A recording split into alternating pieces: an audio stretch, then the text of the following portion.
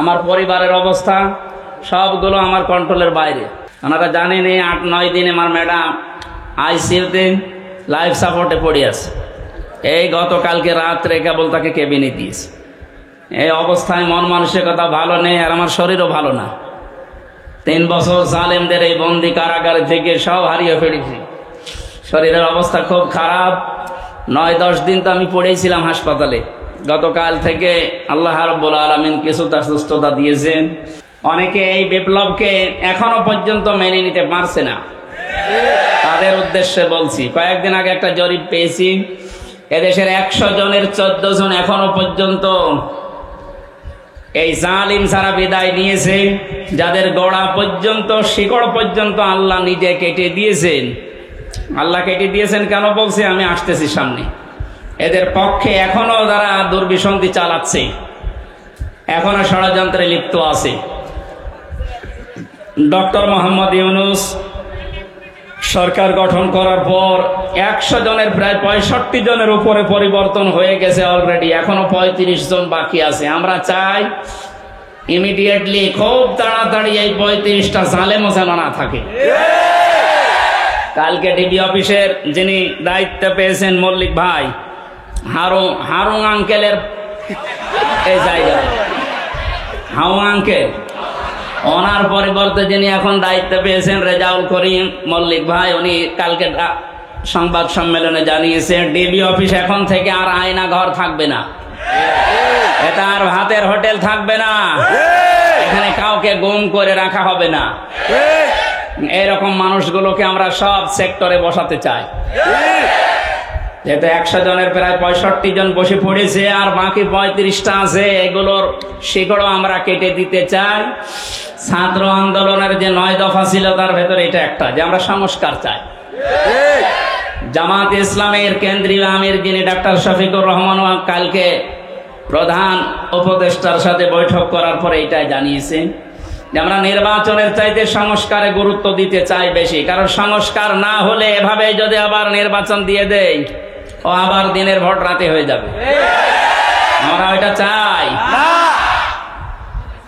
খুব খেয়াল করে পথ চলা লাগবে। অতি ইসলাম দেখাতে গিয়ে বাইরের রাষ্ট্রগুলোর কাছে দেশকে অপমানিত এবং টার্গেটে ফেলবেন না।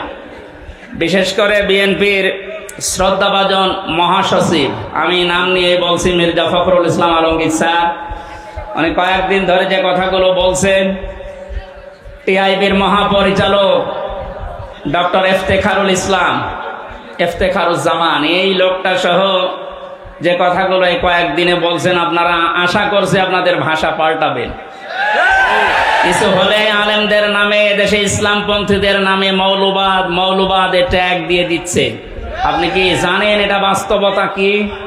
এই মৌলবাদ ট্যাগ দিয়ে ইন্ডিয়া এবং ওদের দোসর যারা, তারা এই দেশের হাজার হাজার মানুষকে গুম করেছে। এই মৌলবাদ ট্যাগ দিয়ে হাজারো মানুষকে জেল খাটিয়েছে, হাজারো মানুষকে দুনিয়া থেকে বিদায় করে দিয়েছে।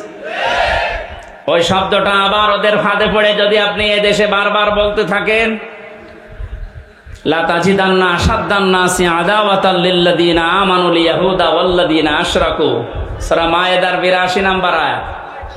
আল্লাহ রাব্বুল আলামিন জানিয়েছেন, হে নবী, কোরআনে আল্লাহ 1500 বছর আগে ফতোয়া দিচ্ছেন, হে নবী, এই পৃথিবীতে মুসলমানদের জন্য জঘন্যতম শত্রু হিসাবে 2টা জাতি কাজ করবে, একটা ইহুদি আর একটা খ্রিস্টান। ইহুদিরা যে আমাদের শত্রু এটা তামাম দুনিয়ায় প্রমাণিত, ইসরায়েল। খ্রিস্টানরাও শত্রু। এ ঘোষণা কি আমি নিজে দিলাম না আল্লাহ দিয়েছেন?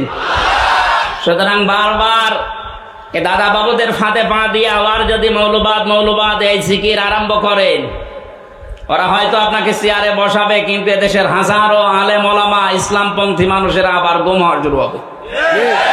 আপনি ফাঁদ টের পাচ্ছেন? সুতরাং এই শব্দ যেন আপনাদের মুখে আর কোনোদিন না শুনি। যদি এগুলো শুনি তাহলে কিন্তু জালেমদের মতো এদেশে আপনাদের এই জনগণ বিদায় করে দিবে। আপনি কাকে মৌলবাদ বলেন? মৌলবাদ না হলে এদেশে আপনার মা বাবার বিয়ে হতো? আপনি তো জারজ হয়ে আসতেন। কোথায় হাত দিয়েছেন? আশা করছি এই শব্দ যেন এদেশে আর কেউ না বলে। এই ধোঁয়া তুলেই কিন্তু এই 15.5 বছর ওরা এই খালা বাজিয়ে ওরা আমাদের উপর অত্যাচার চালিয়েছে। এটা রেকর্ড হচ্ছে, সারা দেশে কালকে যাবে। সবাই সাবধান, সে যে দল করেন আপনি করেন, কিন্তু এই শব্দটা কোন ইসলামপন্থী আলেম ওলামাদের নামের আগে যদি আপনি ব্যবহার করেন, সত্যি কিন্তু আপনার খবর আছে। কালকে 151 জন আলেম এদেশে প্রথিতযশা আলেম যারা, সৈয়দ কামাল উদ্দিন জাফরি সহ আমার নামও আছে, 151 জন আলেম বিবৃতি দিয়েছে। পত্রিকা আপনারা দেখতে পাচ্ছেন। এই টিআইবির যিনি মহাপরিচালক এখন দায়িত্বে আছেন, এই লোকটাও জালেমদের দোষর ছিল, নয়তো এ কথা বললো কি করে? পাঠ্যপুস্তকে যে সমস্ত উল্টাপাল্টা জিনিসগুলো আপনারা ঢোকাতে চাচ্ছেন, এগুলো পরিবর্তনের জন্য যে কমিটি গঠন হয়েছে, এদের বিরুদ্ধে আলেমরা কথা বলেছিল। আপনি সমকামিতা ঢুকিয়ে দেবেন, যেটা আল্লাহর নিষিদ্ধ কাজ, আর 96% মুসলমানের দেশে আমরা শুধু খাবার খাবো আর মেনে নেব, এরকম পাগল এখন আমরা হইনি।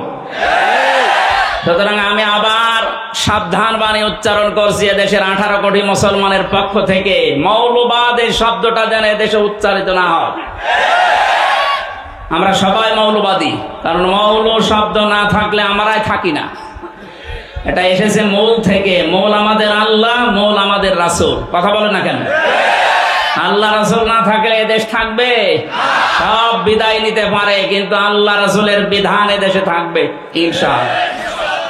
100 ভাগের 96 ভাগ যেখানে আমরা বাস করি, সেখানে এই শব্দ নিয়ে আজ ধোয়া তুলে আবার আপনি এই থাড়া বাজাবেন, আর পাশে তো আছে দাদারা, আবার আপনাদেরকে দিয়ে অত্যাচার, জুলুম, নির্যাতন, খুন, গুম চালাবে না। আমরা চাচ্ছি এই জন্য এই 65 জন না, 100 জনের 100 জনের পরিবর্তন করে চেয়ারগুলো সব সংস্কার করতে চায়, আর এটা খুব তাড়াতাড়ি। কথা বলেন। আল্লাহ যেন সম্মতি দেয়, যিনি দায়িত্বে আছেন তাকে। আগস্ট বিপ্লবের 5 তারিখের যে আয়াতটা আমি বলতে চাচ্ছিলাম, 1500 বছর আগে নাযিল হওয়া, কিন্তু দেখেন মিলে যাচ্ছে। সূরা আনআম আয়াত নাম্বার 44-45, খেয়াল করে শুনবেন। আল্লাহ পাক বলেন, ফালাম্মা নাসু মা যুকিরু বিহি ফাতাহনা আলাইহিম আবওয়াবা কুল্লা শাইইন।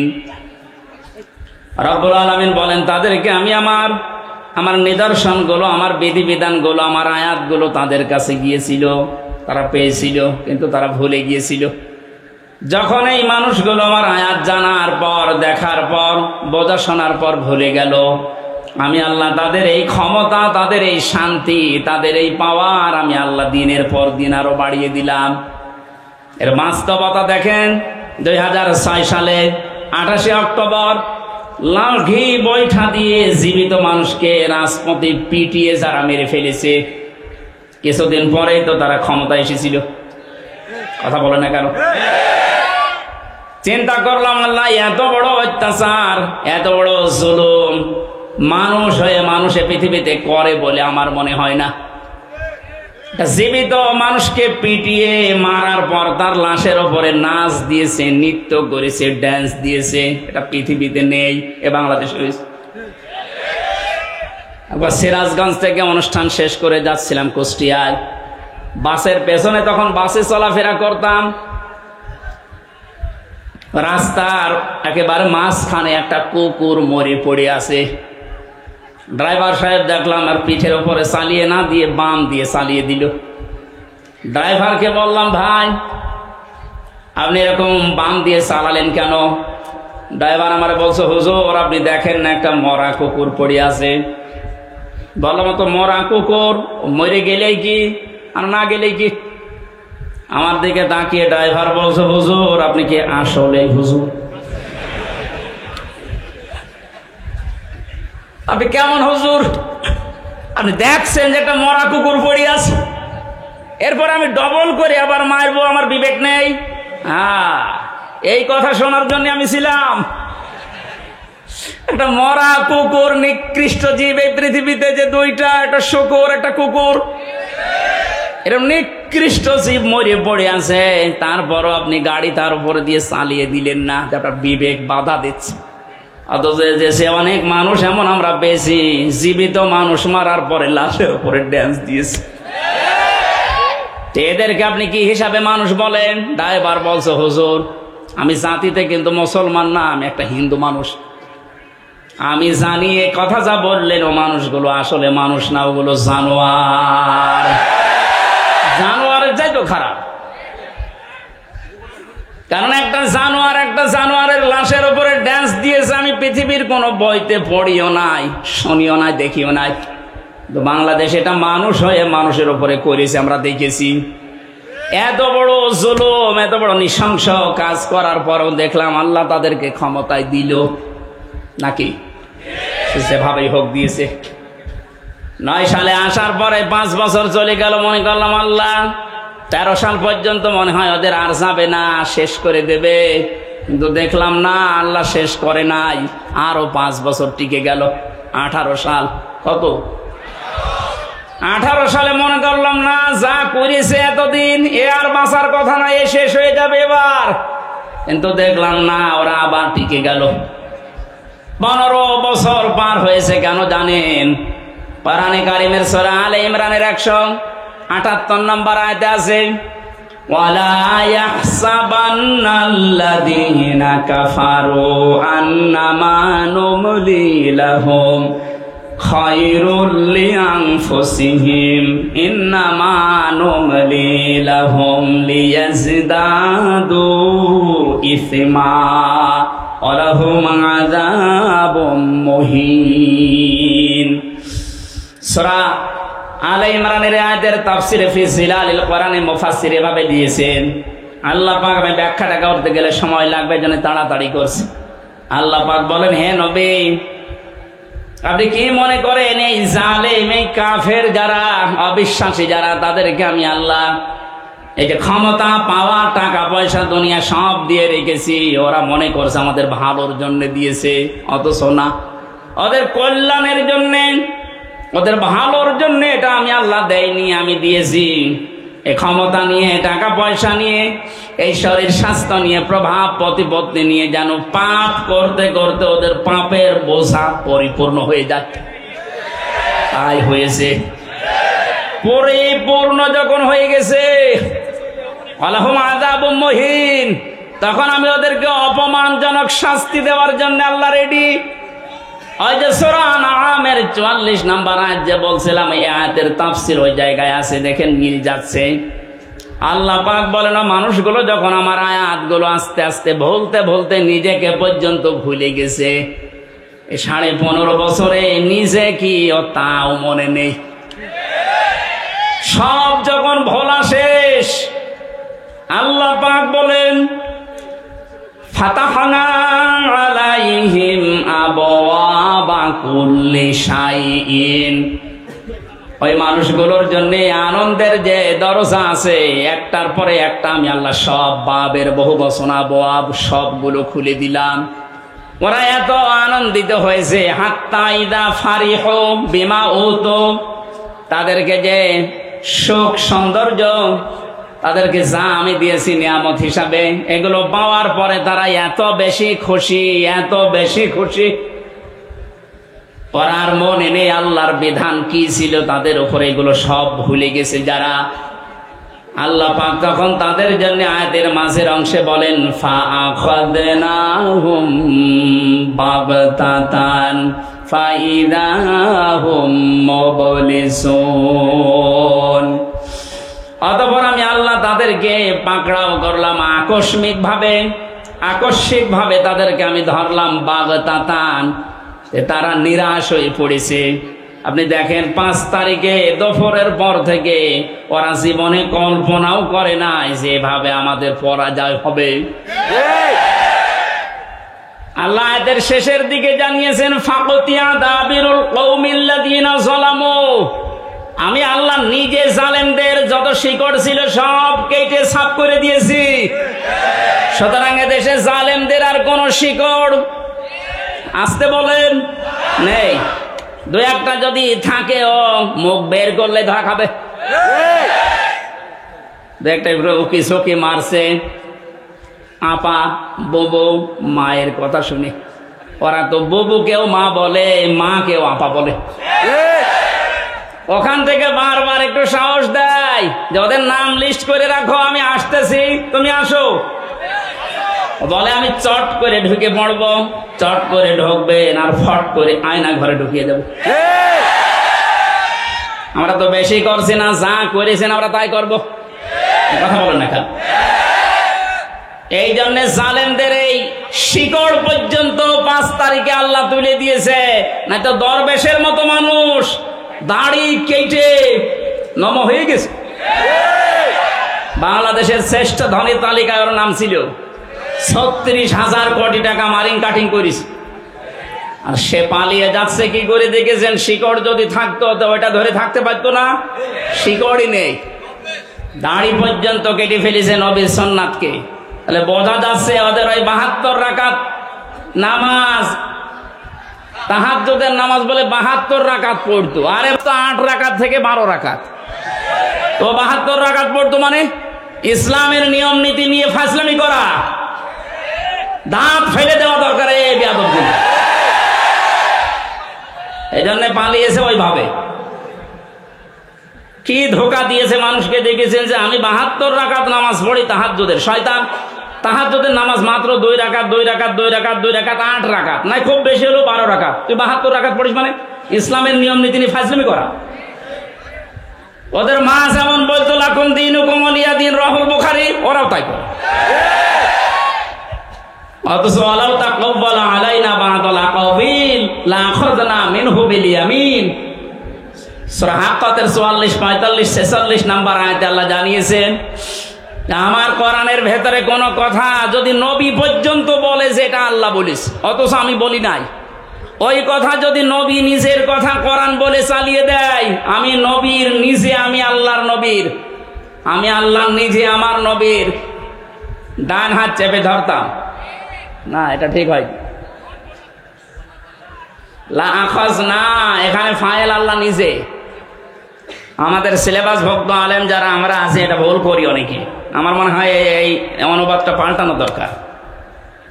আমি ওইটাই পড়ে আলেম হয়েছিল। আখাযনা মিনহু বিল ইয়ামিন, মিনহু বিল ইয়ামিন, বি মানে দ্বারা, দিয়ে কর্তৃক, ইয়ামিন মানে ডান হাত।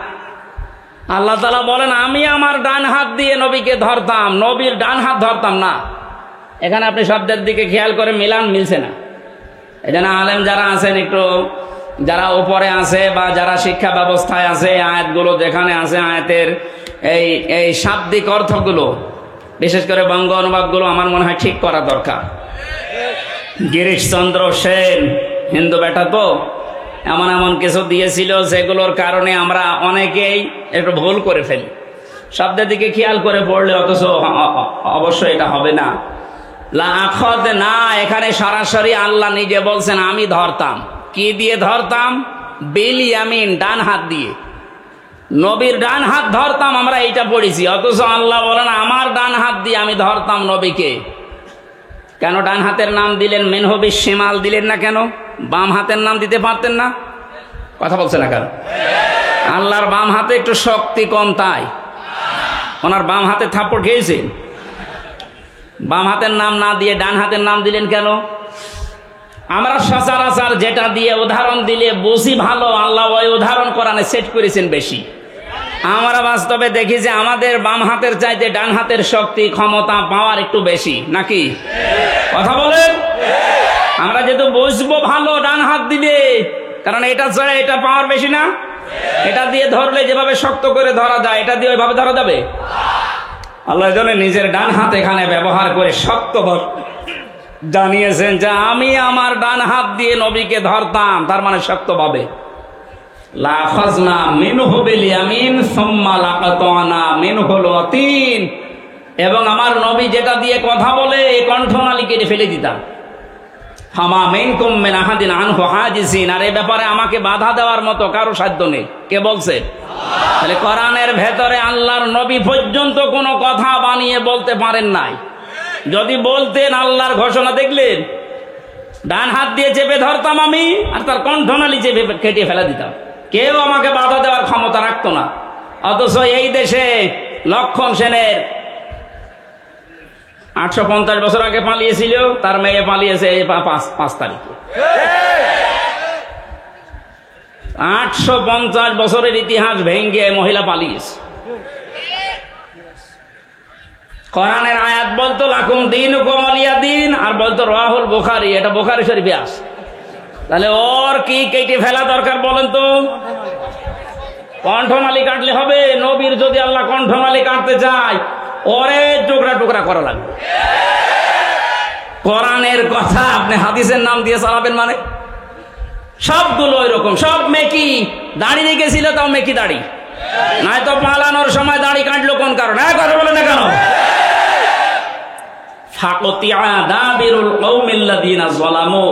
জালেমদের শিকড় আমি আল্লাহ কেটে দিয়েছি, একেবারে মলট পটল করে ফেলেছে।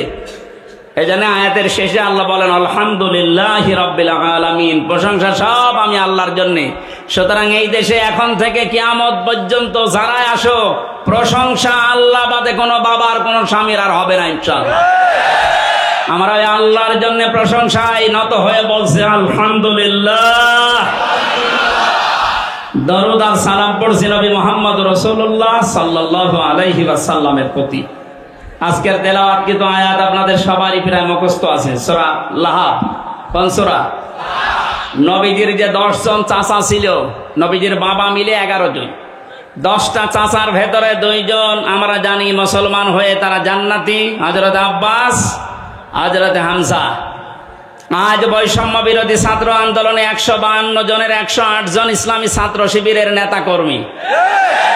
এইটা দেখার পরে অনেক মুনাফিক এবং আলেম নামে জালেম, ওই যে বাতিলের 5টা গোলাম যারা ছিল, যারা কেন্দ্রীয় মসজিদে ইমামতি জোর করে নেওয়ার জন্য জুতা খেয়েছে। কি নির্লজ্জ! জুতা খাওয়ার পরে বলছে যত জুতা আমারে মেরেছে একটা আমার গায়ে লাগেনি। কত বড় শয়তান! শয়তান ওর কথা শোনে আর বলে আল্লাহ তুমি আমারে শয়তান বানিয়েছো। ওর বাবা কিন্তু ভালো ছিল, মাওলানা শামসুল হক ফরিদপুরি রহমতুল্লাহ আলাইহি। এইরকম বাবার কাছ থেকে এই কালপিট আসলো কি করে?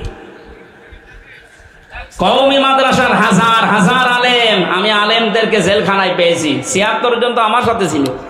মাওলানা মামুনুল হক, মাওলানা শাকাওয়াত হোসেন রাজি, খালিদ সাইফুল্লাহ আইয়ুবী, জনায়েদ আল হাবিব ভাই সহ যতগুলো আলেম পেয়েছি সব এই রুহুল আমিনের নামে বদদুয়া করত।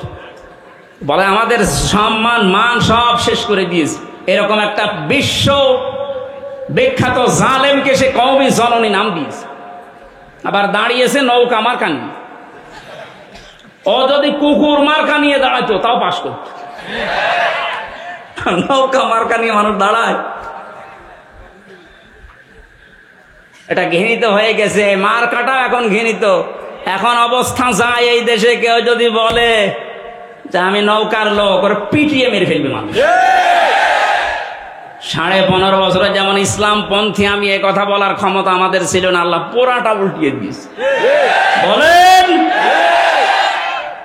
এ কাজটা করেছে খালি ছাত্র আর ছাত্রী ভাইরা না, এ কাজটা করেছে সরাসরি আল্লাহ নিজে। সূরা আনআম 44 নম্বর আয়াত তার প্রমাণ। ফালাম্মা নাসু মা যুক্কিরু বিহি, যখন তারা আমার জিকির, আমার আলোচনা, আমার আয়াতগুলো ভুলে যায়, তখন তাদের শান্তি বৃদ্ধি করে দেয়। এমন বৃদ্ধি করেছিল আল্লাহর কোরআনে পর্যন্ত ভুল ধরত। রিমান্ডে আমি যে অফিসারগুলো পেয়েছিলাম মুসলমান নামে, খুব সুন্দর সুন্দর নাম, আব্দুল মান্নান, আসাদুজ্জামান, শেখ ইমরান হোসেন, জাহিদ হাসান, আতিকুল ইসলাম ভইয়া, নাম সুন্দর না? রিমান্ডে আমারে মাঠের নিচে নিয়ে বলতো আল্লাহর এই জায়গায় ভুল হয়েছে। আল্লাহ তো এমনি ধরেনি, শেষ পর্যন্ত ধরেছে এই কারণে। এখন পরিচয় দেওয়া দূরের কথা, খালি মাঝে মাঝে বলো হুজুর দোয়া করেন। কি দোয়া করবো? আপনি যা করেছেন দোয়া বের হয়, দোয়া চাবেন না, দোয়ার পরিবর্তে কিন্তু বদদোয়া বের হবে। এজন্য আমার মনে হচ্ছে আগস্টের 5 তারিখে আল্লাহ যেটা করেছে এটা শুধু ছাত্র ছাত্রীরা করে না, আল্লাহ নিজে করেছে। কথা বলেন। আল্লাহর এই নিয়ামতের শুকরিয়া আমরা আদায় করব, দাম দেব এই নিয়ামতের ইনশাআল্লাহ। নিয়ামতের শুকরিয়া আদায়ের মাধ্যম আমি এর আগে বহুবার বলেছি। কয়টা বলেন তো? 3টা। 1 নম্বরে আপনাকে বলতে হবে যেটা নিয়ামত। এই যে বাক স্বাধীনতা আমাদের ছিল না, আমরা যে ফিরে পেলাম, এটা যে নিয়ামত না? হ্যাঁ, নিয়ামত আমাদের। আমরা এই দেশে 100 জনের 58 জন এখন চাচ্ছে এদেশে ইসলাম কায়েম হোক এদের কাছে। বাকি 28 জন এরা শুধু থালা নেওয়ার ধান্দায় আছে, আমি নাম নিলাম না। আর বাকি 14 জন এখন ওই যে জালেমদের দোসর আছে, ওরা কিন্তু এটা নিয়ামত মনে করে না, ওরা গজব মনে করে। কি হয়ে গেল? আল্লাহ যে ফাইদা হোম মোবিলিজেশন দিয়েছেন। মোবিলিজেশন মানে হতাশ হয়ে যাও, হঠাৎ করে নিরাশ হয়ে পড়লে যে কি হয়ে গেল। আমার তো মনে হয় 1500 বছর আগে করার না, এখন দেখে দেখে আল্লাহ নাজিল করছে। যে কথা বলতেছিলাম, আমরা নিয়ামতের শুকরিয়া আদায়ের প্রথম মাধ্যম আমরা স্বীকার করছি এদেশের 100 জনের অন্তত 58 জন যে হ্যাঁ এ বিষয় আল্লাহর নিয়ামত। এটা কি?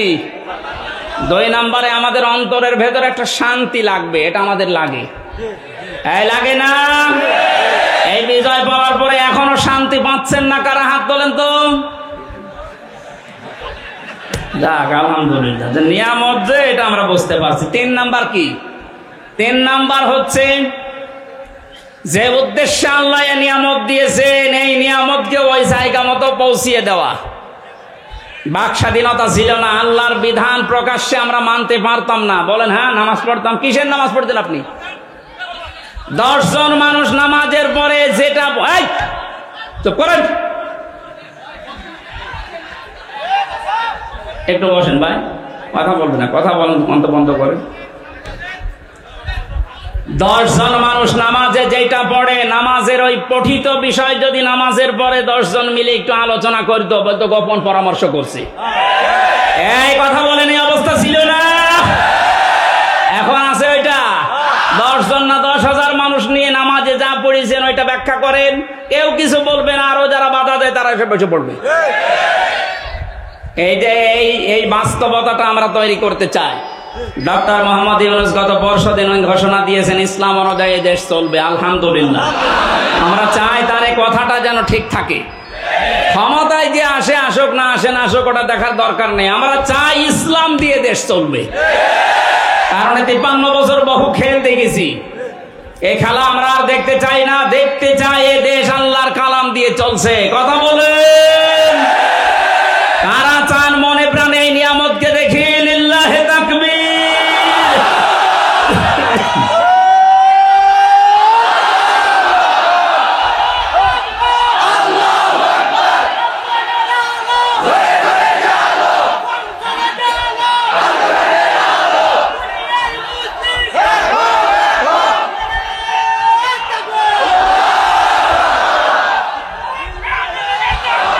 আলহামদুলিল্লাহ, আমরা নিয়ামত শুকরিয়া আদায় কিভাবে করে? আয়াতটা পাবেন সূরা ইব্রাহিমের 7 নম্বর আয়াতে। ওয়াইদ তাআযানা রাব্বুকুম লাইন শাকারতুম লাযিদান্নাকুম ওয়া লাইন কাফারতুম ইন্না আযাবি লাশাদীদ। আমি ব্যাখ্যায় যাচ্ছি না, আপনারা বাড়িতে মিলিয়ে নিন। সূরা লাহাব পড়েছি। নবীজির 2 জন চাচার ভেতরে একজন হযরত আব্বাস আর একজন হযরত হামজা রাদিয়াল্লাহু তাআলা আনহুমা। এই 2 জন জান্নাতি, এতে আমাদের সন্দেহ আছে? সাহাবায়ে কেরাম প্রত্যেকে আল্লাহর জান্নাতি, সন্দেহ আছে আমাদের? না, প্রত্যেকটা সাহাবী জান্নাতি। এই যে যার নাম বললাম, নবীর চাচা আব্বাস, উনি অনেক আগে মুসলমান হয়েছিলেন কিন্তু প্রকাশ করেননি। আজ এই সমন্বয়কদের 108 জনের, সব 152 জনের 108 জন শিবিরে, এখানে অনেক জালেম নামে আলেম, আলেম নামে জালেম, আর যারা মুনাফিক, আমি নাম নিলাম না, এরা এখন উচ্চবাচ্য করছে। বিশেষ করে কিছু রাম আর বামরা পরিচয় গোপন করে তারা এই কাজ করলো, এরা মুনাফিক। আরে শয়তান!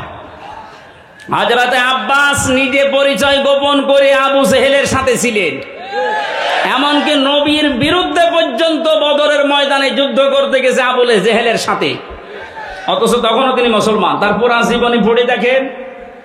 তাহলে পরিচয় গোপন করে ইসলামের কাজ করা, নবীর কাজ করা, এটা নবীর সাহাবীদের সুন্নাহ, নবীর মাদের সুন্নাহ। নবীর মা হযরতে মুসা আলাইহিস সালামের মা তার সন্তানকে গোপন করে, পরিচয় গোপন করে দুধ পান করিয়েছিলেন নিজের আপন সন্তানকে। এটা কোনোদিন শোনেননি?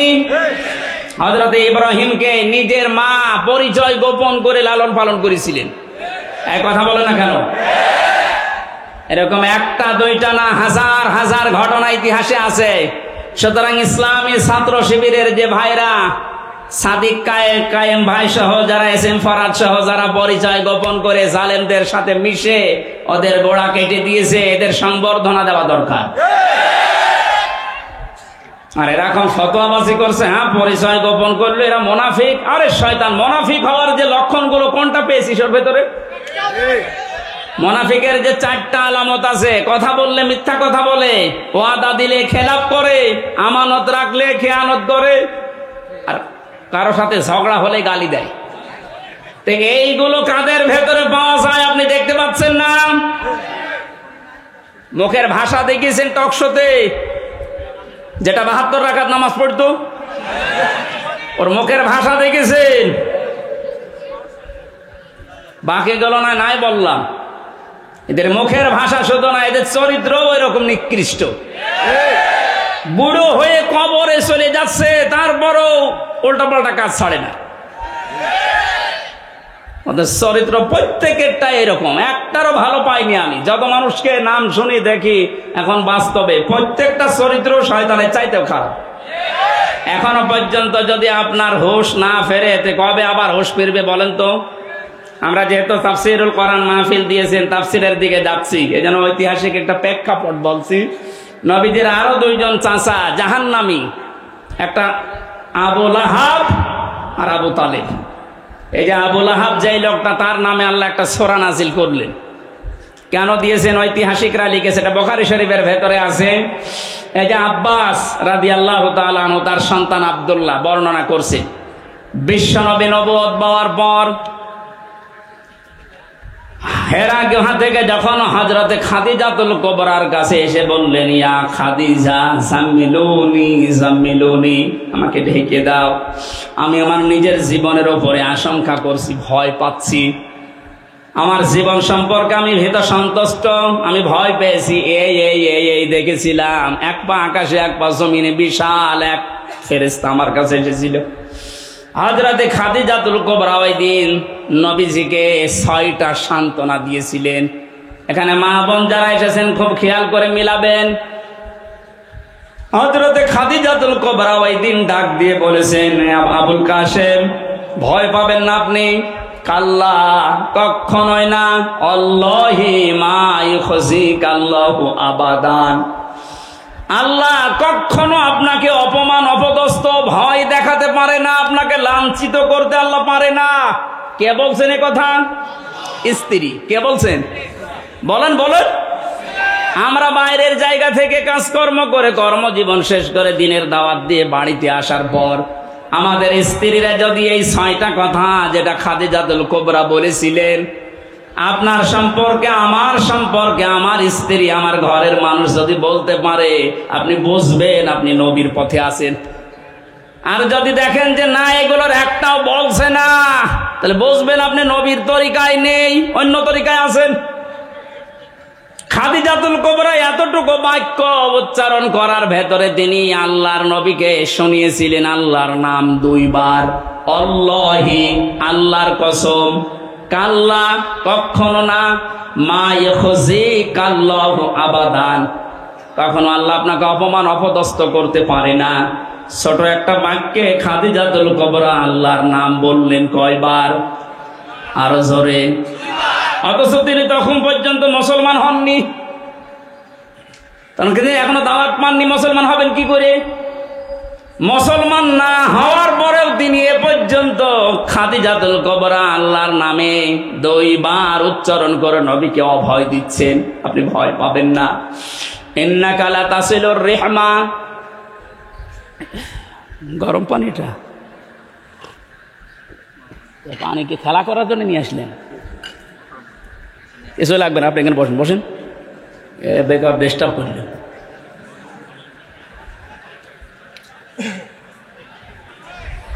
এদিকে আছে আপনাদের মনোযোগ।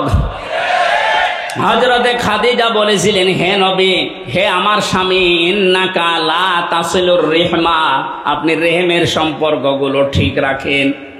তার মানে এই যে আত্মীয়তার সম্পর্কগুলো আপনি ঠিক রাখেন, এটা এত বড় গুরুত্বপূর্ণ একটা বিষয়।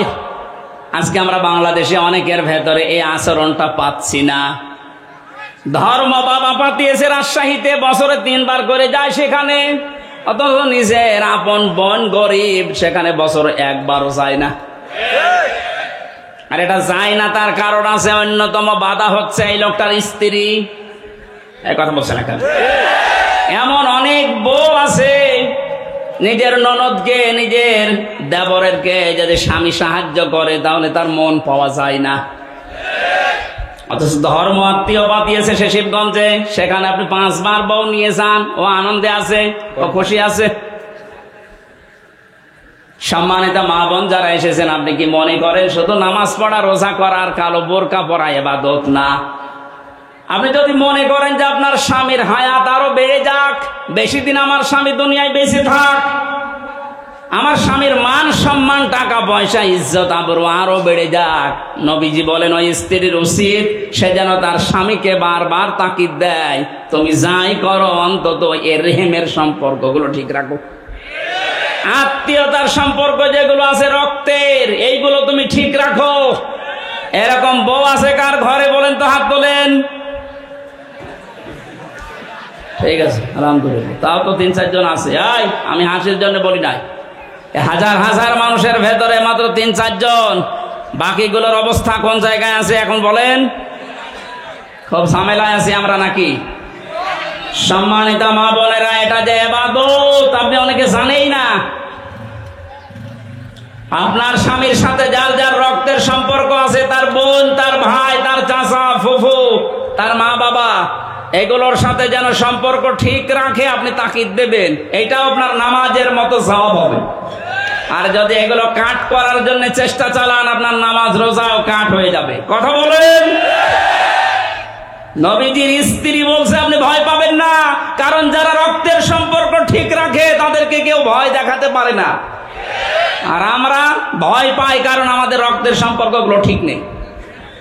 2 নম্বরে স্ত্রী বলছেন তাহমিলুল কাল্লা, হে আমার স্বামী, কখনো আপনাকে আল্লাহ অপমান করতে পারে না, আপনাকে অপদস্থ করতে পারে না, কারণ আপনি মানুষের বোঝা বহন করেন। বাস্তবতার দিকে তাকান, হাদিসের এদিকে তাকান। হে আবুল কাসেম, হে আমার কাসেমের পিতা, হে আমার স্বামী, আপনাকে আল্লাহ ভয় দেখাবে না, কারণ আপনি মানুষের বোঝা বহন করেন। কারণ এই পৃথিবীতে মানুষের বোঝা যারা বহন করে তাদেরকে আল্লাহ ভয় দেখান না। অথচ বাস্তবে দেখলাম কি, এই 15.5 বছরে কত বোঝা আমাদের মাথার উপরে চাপিয়ে দিয়ে উনি পালিয়েছে। আমাদের মাথার উপরে 1 লক্ষ টাকার ঋণের বোঝা। গত 8 দিন আগে আমার একটা মেয়ে হয়েছে, হাফসা জান্নাত, ওর মাথার উপরে এখন 1 লাখ টাকা ঋণ। আমি বানিয়ে বলছি? সব বসে আছে, জিজ্ঞাসা করেন। কত মানুষকে আপনি পা হারা, চোখ হারা, হাত হারা করে এই যে বোঝা, পরিবারের বোঝা বানিয়ে দিয়ে পালিয়ে গেলেন। হাজার হাজার কোটি টাকা নিজের মেয়ের নামে, ছেলের নামে, নিজের নামে, বোনের নামে, আত্মীয় স্বজনের নামে, শুধু দলের নামে পাচার করে করে এ বোঝা এ দেশের উপরে আপনি রেখে গেলেন। এই মহিলাকে আমার মনে হয় আপনি বলা ঠিক হবে না। কোনো খারাপ শব্দ থাকলে একটু বলেন তো দেখি, কারণ তো সম্মানিত মানুষ না। সম্মানিত মানুষকে আপনি বলা যায়? কত রকমের বোঝা আমাদের মাথার উপরে, যে হাজারো কষ্টের বোঝা, দুঃখের বোঝা, ঋণের বোঝা, হাজার হাজার বোঝা মাথার উপরে চাপিয়ে উনি পালিয়ে আরামে আছে। আপনি নবীর আদর্শ মানেন নাই। নবীর আদর্শ হচ্ছে পৃথিবীতে মানুষের বোঝা বহন করা, হালকা করে দেওয়া, আর আপনি আরো বোঝা দিয়ে গেলেন। আপনি নবীর উম্মত না। কি বলতে চাইলাম আপনি না বুঝলেও এরা বুঝেছে। সুতরাং যারা মানুষের বোঝা আরো ভারী করে দেন, হালকা না করে বোঝা আরো ভারী করেন, আরো বেশি করে দেন বোঝা। এই যে 3টা বছর আমার জেলে রেখে কত রকমের বোঝা আমার উপরে চাপিয়ে দিয়েছিলেন, আমার পরিবারের উপরে, আমার মা বাবার উপরে, আমার সন্তানের উপরে কত বোঝা চাপিয়েছিলেন। তারা খেয়ে না খেয়ে 3টা বছর পার করেছে। কি কারণে? কোনো কারণ নেই, এমনি। কি কারণে বলেন তো? এমনি না, না, কোনো কারণ নেই। কয়েকদিন আগে আমার মামলা খারিজ হয়ে গেছে সব, বিচারপতি কর্তৃক, আদালত কর্তৃক এটা প্রমাণিত যে আমার কোনো দোষ পাইনি, আমি নির্দোষ। সুতরাং নির্দোষ মানুষকে আপনি 3টা বছর জেলে রেখে যে বোঝা দিলেন, এখন তো আপনি আরামে আছেন। আমিও চাই আমার মতো 3 বছর আপনি জেলে থাকেন। আর ব্যারিস্টার আরমানকে গুম করেছিলেন, তার জন্য 8 বছর। 8 আর 3 কত হয়? আমান আজমিকে 8 বছর, কত হয়? 19 বছর আগে থাকবেন মাটির নিচে, এরপরে আপনি চট করে ঢুকে পড়বেন। হাজারো মানুষের মাথার উপরে দুঃখের বোঝা, কষ্টের বোঝা, ঋণের বোঝা সব চাপিয়ে উনি এখন আরামে আছেন। নবীর উম্মত। কিসের উম্মত? 14 বার হজ করলেও পট্টি মাথায় দিয়ে তসবিহ হাতে নি, এটা নবীর উম্মতের বাইরে। নবীর উম্মতের বাইরে যারা, ওটা হয় কাফের না অন্য কিছু। নবীর উম্মত আপনি কোনটা দিয়ে বলবেন? নবীর কাজ ছিল মানুষের বোঝা হালকা করে দেওয়া, আর ওদের কাজে 15.5 বছরে হাজারো মানুষের পরিবারে শুধু বোঝাই দিয়ে গেছে। একটা মানুষকে জেলে দেওয়া মানে তার পুরা পরিবারটা বোঝা বহন করা। সে নিজেরা খেতে পারে না, জেলখানায় টাকা পাঠানো লাগে 10,000 20,000 করে। তাও 2 দিন 5 দিন 10 দিন পরে ছেড়ে দিলে তো হয় 3 বছর 5 বছর 10 বছর। আপনি কত রকমের বোঝা দিয়ে গেলেন। এই যে 2880 জন এখন হাসপাতালে বেডে কাতরাচ্ছে, এই মানুষগুলোর কারো পা নেই, হাত নেই, ঠ্যাং নেই, কারো অন্ডকোষ উঠে গেছে। এগুলো এই বোঝা এখন বহন করবে কে? যারা শহীদ হয়েছে 1077 জন, সেগুলো তো বাদ দিলাম, তার তো গেছে। যেগুলোকে এই যে বোঝা এখন পরিবারের জন্য, এগুলো কে টানবে বলেন তো? আপনি নবীর উম্মত দাবি করেন, নবীর কাজ ছিল বোঝা আরো হালকা করে দেওয়া, বোঝা বহন করা। আর আপনি বোঝাগুলো সব দিয়ে, ঋণের বোঝা দিয়ে গেছে, কোটি কোটি টাকা পাচার করে এখন এই দেশের প্রত্যেকটা মানুষের উপরে 1 লক্ষ টাকা করে ঋণ মাথা পিছু। ডক্টর মোহাম্মদ ইউনূস উদ্যোগ নিয়ে যে দেশ থেকে যত টাকা পাচার হয়েছে সব টাকা ফেরত নেওয়া হবে, রাষ্ট্রীয় কোষাগারে জমা হবে, এবং যারা টাকা দিতে পারবে না তার বউ ছেলে মেয়ে রাষ্ট্রের কাজে লাগবে। কোনো ছাড় নেই। এ বোঝা আমরা বহন করবো কি করে? তারপরও আমেরিকাতে এই অনুষ্ঠানে গিয়ে উনি যে ডলারগুলো নিয়ে এসেছেন, এভাবে যদি আনতে পারেন দেশটা দাঁড়াবে। এত ঋণ, এত বোঝা বহন করা সম্ভব? ও তো আরামে আছে, বোনকে নিয়ে খাচ্ছে আর ঘুমাচ্ছে, আর মাঝে মাঝে বলছে আমি চট করে আসতেছি। স্ত্রী 3 নম্বরে বলেছিলেন, হে আবুল কাসেম, কাসেমের পিতা, তাহমিলুল তাকসিবুল মাদুমা, আপনি মানুষের বস্ত্র, যাদের বস্ত্র নেই তাদের বস্ত্রের ব্যবস্থা করেন, যারা উলঙ্গ অর্ধ উলঙ্গ তাদেরকে আপনি ঢেকে দেন।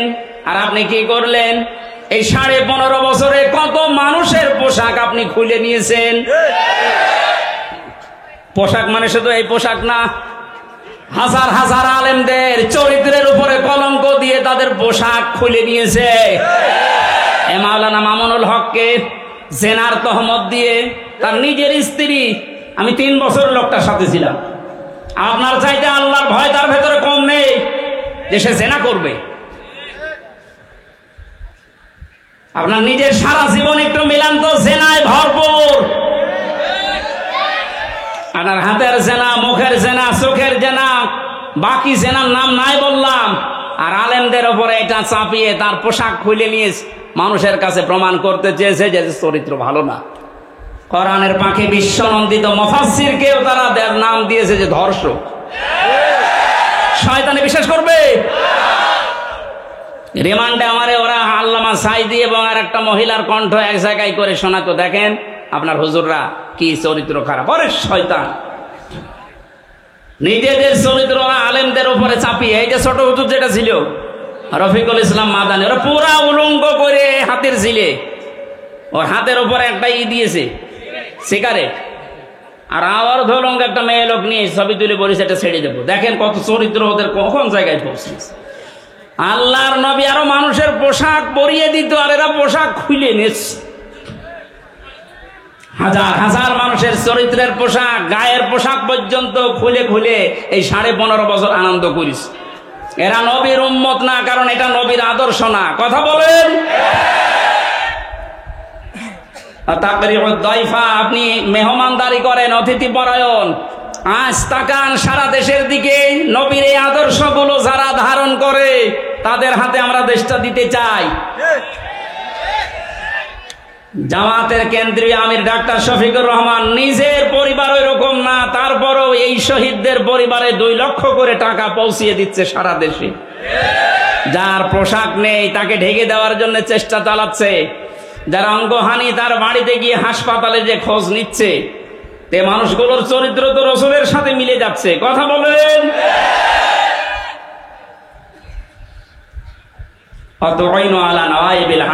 আপনি হককে সাহায্য করেন, হক প্রতিষ্ঠার জন্য কাজ করেন। নবীজির স্ত্রী যা যা বলেছিল নবীর পক্ষে, আমরা এখন বাস্তবে দেশে বাংলাদেশ জামাত ইসলামী ইসলামী ছাত্র শিবিরের ভেতরে দেখতে পাচ্ছি। আপনি যাই বলেন, মন খারাপ করেন আর খুশি হন, এইটাই বাস্তব। তাহলে হাদিস বাদ দিয়ে দেন। এগুলো মিলে যাচ্ছে, খাপের খাপ মমতাজের বাপ। আমরা করবো কি মিলে গেলে? আপনার সাথে তো মিলছে না। হ্যাঁ, আপনি নিয়ে আসেন আপনার সাথে কি মিলছে, আমি দেখাচ্ছি। সূরা লাহাব আপনার সাথে মিলবে, বলবো। সুতরাং নবীর হাদিসের সাথে যাদের জীবন চরিত্র মিলে যাচ্ছে তাদেরকে একটু দিয়ে দেখা যায় না যে কেমন চলে দেশটা? 53 বছর তো দেখেছি। ডাক্তার শফিকুর রহমান ঘোষণা দিয়েছে 15 বছর লাগবে না, মাত্র 10 বছর আমাদের হাতে দেন, চাঁদাবাজ এ নাম বাংলাদেশে থাকবে না। একটু বিশ্বাস হয় না আপনাদের? একটু দিয়ে দেখেন না কেন? কত মানুষের নাম তো শুনলাম আমরা, কেউ পারে নাই, আরো চাঁদাবাজি করেছে। 5 তারিখের বিকাল আসতে দেরি, আগস্টের অনেকে চাঁদাবাজিতে লেগে পড়েছিল, এখনো হাতে থালা পায়নি। তাই যদি অবস্থা হয়, থালা পেলেও তো বড় চাঁদাবাজ হবে। সুতরাং আমরা চাই এমন মানুষকে দিতে যিনি ঘোষণা অলরেডি দিয়ে দিয়েছে, যদি ইসলাম এদেশে ক্ষমতায় আসে আমাদেরকে যদি আপনারা দেন, আমরা জাতির শাসক হব না, খাদেম হব। চাঁদাবাজ না, ভিক্ষা করে খাবেন, চাঁদাবাজি করবেন না, ঘোষণা দিয়েছেন উনি কালকে। কথা বলে না কেন? একটাবার একটু দেওয়া যায় না? আমরা দিতে চাই। আমি সাধারণ মানুষ হিসাবে আহ্বান জানাচ্ছি, এবার আমরা দিতে চাই। কথা বলেন। যে জরিপটা শোনালাম, 100 জনের 14 জন জালেমদের অনুসারী, এখনো 100 জনের 28 জন ওই থালা থালা, আর 100 জনের 58 জন এখন চাচ্ছে ইসলাম কায়েম হোক। এটা মাত্র এই 1.5 মাসের ব্যবধানে। আরেকদিন কিছুদিন যেতে দেন, 100 জনের 100 জনই চাইবে এদেশে ইসলাম কায়েম হোক। আমরা ওইটা দেখতেছি। হ্যাঁ, অতি উৎসাহী হয়ে অতি ইসলাম পালন করবেন, এই মনোভাব নিয়ে কোনো জঙ্গিবাদ সন্ত্রাসবাদ এরকম কোন কাজ যেন করবেন না এই দাদাদের পাল্লায় পড়ে। কারণ ওরা আপনাদেরকে অতি ইসলাম এটা মানার আগ্রহ দেখিয়ে আবার ওই ট্যাগ দেবে, মৌলবাদ, জঙ্গি, উগ্রবাদী এরকম ট্যাগ দিয়ে শেষে বিশ্বের কাছে আবার কালার করবে। আবার ওই থালা হাতে নেবে, নিয়ে আবার গোম খুন শুরু হবে। কথা বলবেন। আমরা এ সুযোগ আর দিতে চাই না। অতি ইসলাম না, যেভাবে ইসলাম পালন করা দরকার বা আস্তে আস্তে শুরু করে। সূরা লাহাব, নবীজি এখানে নবুয়ত পাওয়ার পরেই চলে গেলেন বাতাহা নামক একটা পাহাড়ের উপরে উঠে তিনি ইয়া সাবাহা ইয়া সাবাহা বলে ডাক দিলেন।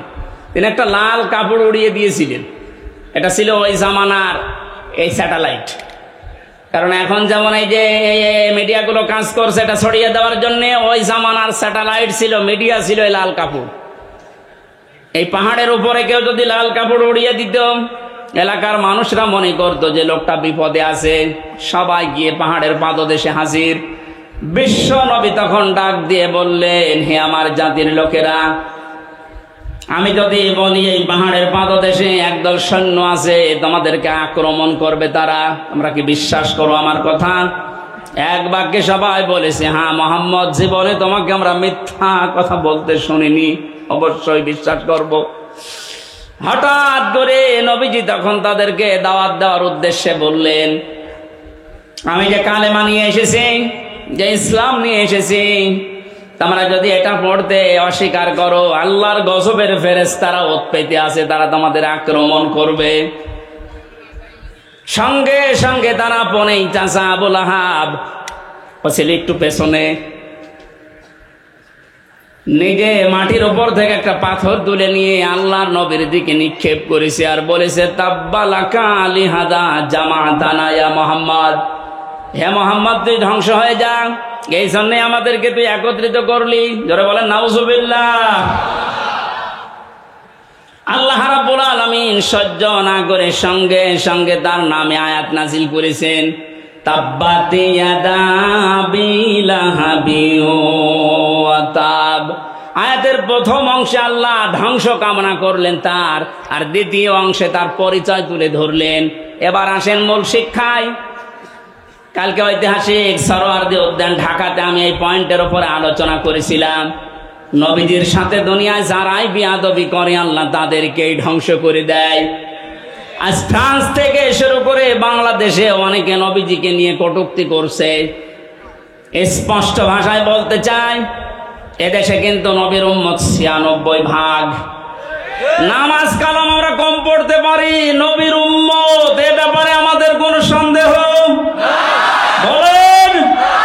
আপনি বুঝে করেন আর না করেন, নবীকে নিয়ে যদি কোনো কটূক্তি হয়, 15 বছর তো বাবাকে নিয়ে কিছু করলে তাই খবর ছিল। নবীকে আপনি গালিগালাজ করেন, অসুবিধা নেই, কিন্তু দিন পাল্টিয়ে গেছে। এখন থেকে কিয়ামত পর্যন্ত আমরা ঘোষণা দিয়ে দিলাম, এদেশে যদি সত্যিই কেউ নবীকে নিয়ে উল্টাপাল্টা কোনো মন্তব্য করেন, কোন দলের, কোন গোষ্ঠীর, কোন পরাশক্তির আর দেখা হবে না।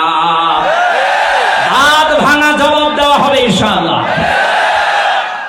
আল্লাহ নিজে বরদোয়া দিলেন, তাব্বাত ইয়াদা, আবু লাহাবের 2 হাত ধ্বংস হয়ে যাক। প্রশ্ন আসতে পারে, ও পাথর মেরেছিল কয় হাত দিয়ে? তাহলে এই হাতও ধ্বংস করে দিলেন মানে?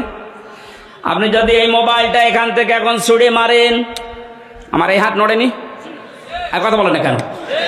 পাথরটা যখন এইভাবে নিক্ষেপ করেছিল, এই হাত নড়াচড়া করে সাহায্য করেছিল। আল্লাহ জন্য ইয়াদান নিয়েছিল, শব্দটা ইয়াদানি এজাফতের কারণে ওটা পড়ে গেছে। আল্লাহ দিয়ে বচন দিলেন, এই জন্য ইয়াদুন না দিয়ে ইয়াদা একালিপ টান আছে। তাব্বাত ইয়াদা আবি লাহাবিন ওয়া তাব। আল্লাহ বলেন আবু লাহাবের 2 হাতই ধ্বংস হয়ে যাক, এবং সে ধ্বংস হয়েছে। জবাব হচ্ছে এই, যেহেতু এই হাত নড়াচড়া দিয়েছে, আজ বাংলাদেশে পাঠ্য পুস্তকে যে কমিটি বানানো হয়েছে, এখানে মুসলমানদের আলেম এদেশে কম আছে। 5 জন আলেমকে নিতে পারেন না, এই কথা বলে না কেন? নাস্তিক মুরতাদদের দায়িত্ব দিয়ে ওরা সমকামিতা ঢোকাতে আছে। পুরুষে পুরুষে নাকি বিয়ে করবে, মহিলা মহিলায় বিয়ে করবে। আল্লাহর পুরা সিস্টেম পাল্টিয়ে ফেলছে। কোন জাতি, কোন সৃষ্টি যদি তার নিজের আকৃতি পাল্টিয়ে ফেলে, তাকে মেরে ফেললেও কোনো গুনাহ নেই। এটা আমি বানিয়ে বললাম, সূরা নিসার ভেতরে আছে। কোন সৃষ্টি যদি তার নিজের আকৃতি পাল্টিয়ে ফেলে, এই জন্যই তো নবীজি আয়াতের ব্যাখ্যায় আছে, বিশ্ব নবী জানিয়েছেন, কোন মহিলা যদি পুরুষের সাজসজ্জ গ্রহণ করে, তার উপরে 24 ঘন্টা আল্লাহর লানত।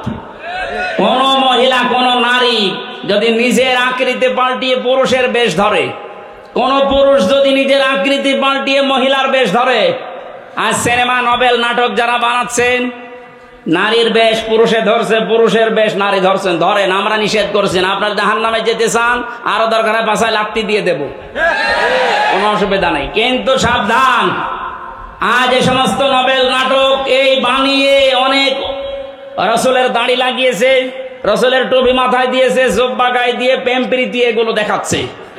আমরা এটা সামনে আর মেনে নেব না। বিশ্ব নবীর আদর্শ দিয়ে কলঙ্কিত করে সিনেমা বানাবেন, এটা দেশের মুসলমানেরা অনেকে বোঝে না, তাই কিছু বলে না। বুঝে যদি ফেলে, আপনার কিন্তু খবর হয়ে যাবে। সুতরাং আগামীতে এরকম সিনেমা আমরা বন্ধ করতে চাই, এরকম নভেল, নাটক, থিয়েটার আমরা বন্ধ করতে চাই, যেখানে রসুলের দাড়ি, তার টুপি, তার জুব্বাকে অপমান করা হচ্ছে। এগুলো দিয়ে একটা বেপরদা মহিলার সাথে প্রেম প্রীতি করবে, আর ওগুলো দেখাবে মানুষকে। এটা তো বিভিন্ন ভাষায় ড্রাবিং হবে, সারা পৃথিবীতে যাবে, মানুষ বুঝবে যে মুসলমানদের নবীর চরিত্র মনে হয় এরকম ছিল। নবীর চরিত্র কি এরকম ছিল?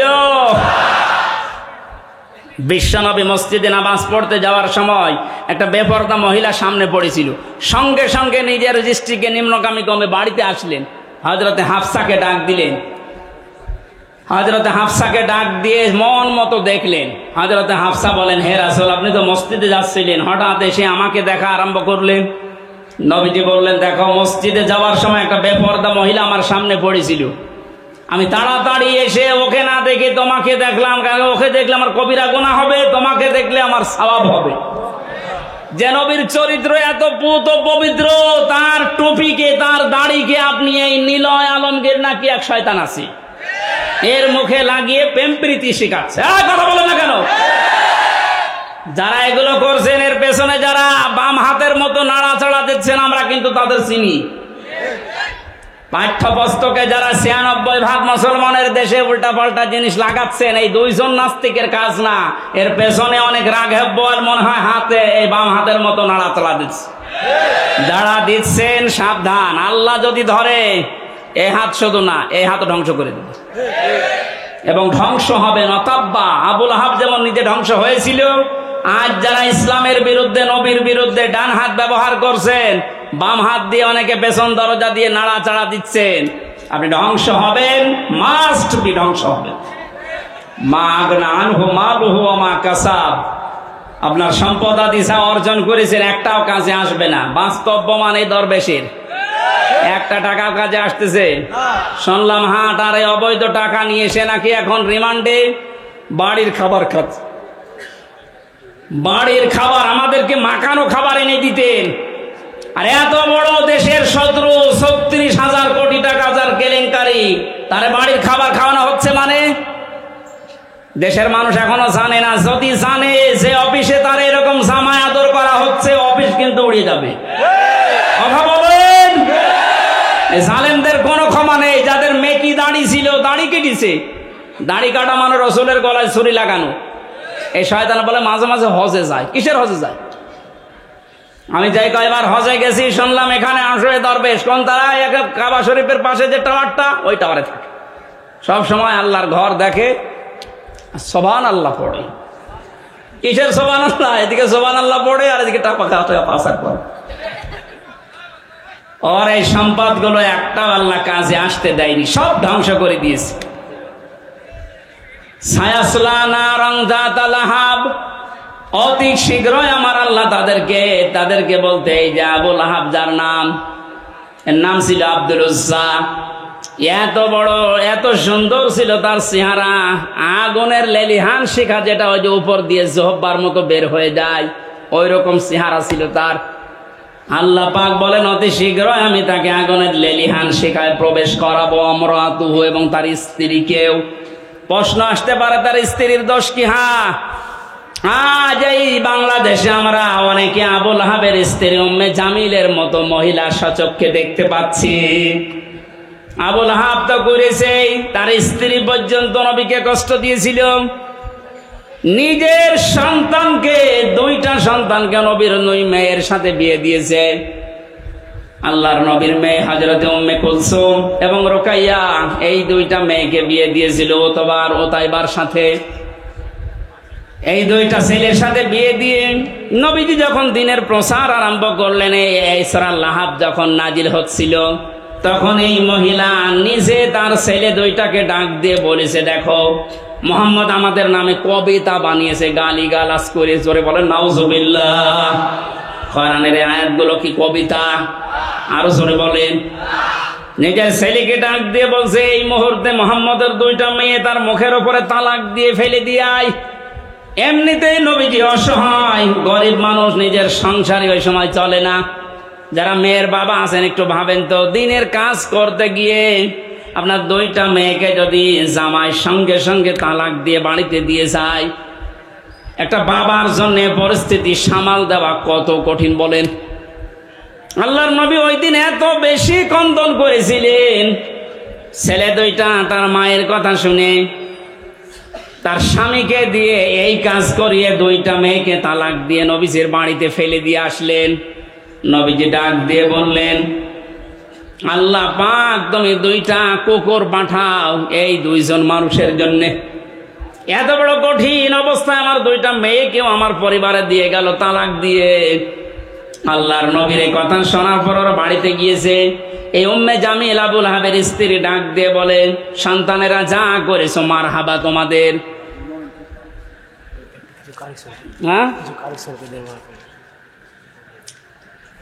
তোমাদেরকে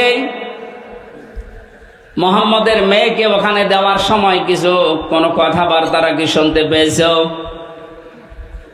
আবুল আহাবের দুই সন্তান উতবা আর উতাইবা ডাক দিয়ে বলে, আম্মা, আবুল আহাব, আমার বাবার কথা মতো আপনার কথা মতো আমরা দুইটা বোনকে তালাক দিয়ে এসেছি। মোহাম্মদ কান্নাকাটি করছিল আর আসার সময় বলেছে আমাদেরকে নাকি দুইটা কুকুরে খাবে, বাঘে খাবে। আবুল আহাবের স্ত্রী উম্মে জামিল ডাক দিয়ে বলছে, সন্তান, এতক্ষণ যা বলছিলে শুনছিলাম, ভালোই লাগছিল, এখন যেটা বললে এটা তো কেমন লাগে? কারণ ও ছেলে যা বলে তাই হয়ে যায়। তোমাদেরকে খুব সাবধানে রাখা লাগবে। ইয়ামেন থেকে একটা মানুষের কাছে গাছ বেঁধে নিজের, এটা তাফসিরে হাক্কানির ভেতরে পেয়েছি, ইয়ামেন দেশ থেকে একজন অগ্নি পূজকের কাছ থেকে গাছ বেঁধে নিয়ে নিজের সন্তানের হাতে আর মাজায় লাগিয়ে দিয়েছে। এই যে আজ যারা মহিলারা তাবিজ কবজ করে ওর উপরে বিশ্বাস করে, তাবিজ ব্যবহার করা শিরিক। হাদিসে স্পষ্ট নিষেধ, তাবিজ ব্যবহার করা যাবে না। কেউ যদি ঝাড় ফুঁক করতে চান, সূরা নাস, ফালাক আর সূরা ফাতিহা পড়ে আপনি ফু দিতে পারেন, এতটুকুই যথেষ্ট। এটা নবীজি সাহাবীরা করতেন। তাবিজ কবজ লাগিয়ে বিশ্বাস করা লাগবে এটা আমাকে বাঁচাবে, এই বিশ্বাস আবুল আহাবের স্ত্রীর। ও বলেছিল, মোহাম্মদ যেহেতু এই বরদোয়া দিয়েছে যে বাঘে খাবে তোদেরকে, সুতরাং এ কথা হয়েও যেতে পারে বাঘে যেন না খায়, এই হিসাবে আমি বাবার কাছ থেকে এই যে গাছ পড়া নিয়ে এসেছি। মাঝায় আর হাতে বেঁধে দিলেন, ডাক দিয়ে বললেন খুব সাবধানে থাকা লাগবে। আবুল আহাব দুইটা সন্তানকে নিয়ে গেছে ব্যবসা করতে সিরিয়ায়। প্রতিমধ্যে ওই দেশে প্রবেশ করার পরে লোকজন ডাক দিয়ে বলছে, দুইটা কি? বলে, আমার ছেলে। যে দেশে এমনিতেই বাঘের উৎপাত বেশি আর আপনি ছেলে নিয়ে এসেছেন, তাড়াতাড়ি দেশে পাঠান। এ বয়সে ছেলের আমরা খুব নিরাপদে রাখি, খুব সতর্কতার সহিত রাখি এ বয়সের ছেলেদেরকে। আবুল আহাব ডাক দিয়ে বলছে, ঠিক আছে, এখন তো নিয়ে যাওয়া সম্ভব না, আজকের রাতটা যাক। মাসা বানিয়েছে উপরে, ছেলেদেরকে উপর তালায় দিয়েছে আর নিচে ও পাহারা দিচ্ছে বসে বসে মানুষকে দিয়ে, নিজেও। ঠিক নবীজির এই বরদোয়া রাতের বেলা আল্লাহ পাক দুইটা বাঘ পাঠিয়ে দিয়েছেন। প্রথমে এসে আবুল আহাবের এবং ওর যে পাহারাদার ছিল তাদের মুখ শুকেছে, দেখে না। এক লাফে উপরে গিয়ে দেখে দুইটা ছেলে ঘুমিয়ে আছে। বুক চিরে রক্ত পান করে যখন বেরিয়ে যাচ্ছে, আবুল আহাব তখন তাকিয়ে দেখছে যে যা, সব শেষ। নবীজি যা বলেছিলেন যে দুইটা বাঘ আল্লাহ পাঠাও তোমার পক্ষ থেকে, দুইটা কুকুর পাঠাও, ঠিক আল্লাহ তাই পাঠিয়ে ধ্বংস করে দিয়েছে। ১৫০০ বছর হয়ে গেল, এখন আর আবুল আহাব নেই, আবুল আহাবের স্ত্রী নেই, কিন্তু তার পেতাত্তারা আছে, তার আত্মীয় স্বজন আছে। নবীর আদর্শ যারা মেনে চলে, নবীর উত্তরাধিকার যারা, নবীর ওয়ারিস যারা, নায়েবে রাসূল যারা, তাদেরকে আপনি যা করছেন এদের বরদোয়া কোনো কাজে লাগবে না বলে কি মনে হয় আপনার? কোরআনের পাখি যা যা বলেছিল জীবনে, আমরা তো দেখছি সব একটা একটা করে মিলে যাচ্ছে। উনি বলেছিলেন জালেমদেরকে, দেশে ইঁদুরের গর্ত তোমরা পাবে না, ঠিক পাচ্ছে না। ইঁদুরের গর্তে জায়গা আছে ওদের। বলেছিলেন যে এই দেশে নাড়া দেওয়া হবে, দিল্লি মামুগার বাড়ি গিয়ে পড়বা, একেবারে তাই পড়িস। ৩ নাম্বার, ওনার একটা স্বপ্নের কথা মাঝে মাঝে বলতেন, এই দেশে জালেমদের নাকের উপরে কোরআনের পতাকা পতপত করে উড়বে। এই স্বপ্ন বাস্তবায়ন হবে ইনশাআল্লাহ।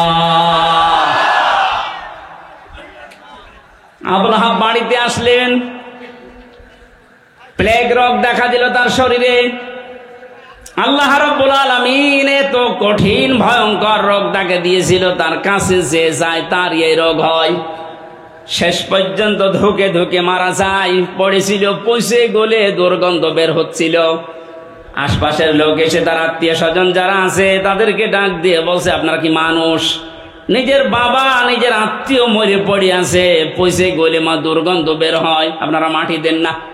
তখন ডম বা মসি যাদেরকে বলা হয়, এরকম মানুষ, আফ্রিকার কালো মানুষদেরকে ডাক দিয়ে দূরে গর্ত করে বাঁশ দিয়ে ঠেলা দিয়ে লাশ ওখানে দিয়ে, এরপরে পাথর দূর থেকে নিক্ষেপ করে করে ওরে মাটি দিয়েছে। আল্লাহ রাব্বুল আলামিন এটাই জানাতে চেয়েছেন, আমি ওকে এমন কঠিন ভয়ঙ্কর শাস্তির ভেতরে ফেলেছিলাম, নবীর বিরুদ্ধে, নবীর ওয়ারিসদের বিরুদ্ধে কিয়ামত পর্যন্ত যারা অবস্থান নেবে জমিনে, আমার আল্লাহ তাদেরকে ঠিক এইরকম অপমান করে বিদায় দেবেন। হাম্মালাতাল হাতাব ফি জিদিহা হাবলুম মিন মাসাদ, এই মহিলার নামে আল্লাহ এই দুইটা আয়াত নাযিল করলেন। এই কারণে পৃথিবীতে যত মহিলা নবীকে কষ্ট দিয়েছে তার ভেতরে এই মহিলা এক নাম্বার। এত বেশি কষ্ট দিত নবীকে, তার স্বামীকে সাহায্য করে করে, যেখানেই নবীজি দাওয়াত দিত সে তার স্বামীকে নিয়ে বলতো ওই পাগলের কথা শুনবা না। লোকজন এসে বলতো আমরা তো পরিচিত না, পাগল বলেন কে এই লোকটা, আপনারা কে? তখন পরিচয় দিত, এইটা ওর চাচা আর আমি ওর চাচি। জোরে বলেন নাউজুবিল্লাহ। বিশ্বনবী সবচাইতে বেশি কষ্ট পেয়েছিলেন এই দুইজনের দ্বারা ইসলাম প্রচার করতে গিয়ে। এই জন্য আল্লাহ আবু সেহেলের নামে কোরআনে আবু সেহেল নামে কোন সূরা দেয়নি। আছে সূরা আলাকের ভেতরে আবু সেহেলের নামে একটা সূরা, একটা আয়াত আছে শুধু। আর এই লোকটার মানে এর বর চরিত্র এত খারাপ ছিল, এত কষ্ট নবীকে দিয়েছে, আল্লাহ নিজে তাদের নামে আয়াত নাজিল করে না, শুধু পুরা সূরাটাই নাজিল করে দিয়েছে। আগামী পৃথিবীতে বিশ্ব নবীর নামে কোনো উল্টা পাল্টা কথা যেন কেউ না বলে। নবী তো নেই, নবীর ওয়ারিসরা আছে। কথা বলেন না কেন? নবীর এই ওয়ারিসদের বিরুদ্ধে যারা আজ মৌলবাদ ছড়াচ্ছেন, আপনাদেরকে আমরা সাবধান করেছি, আর কোনদিন এই শব্দ দিয়ে নবীর ওয়ারিসদেরকে গালি দেবেন না। আপনারা কেন দিচ্ছেন আমরা জানি, আপনারা দাদাদের ফাঁদে পা দিয়েছেন।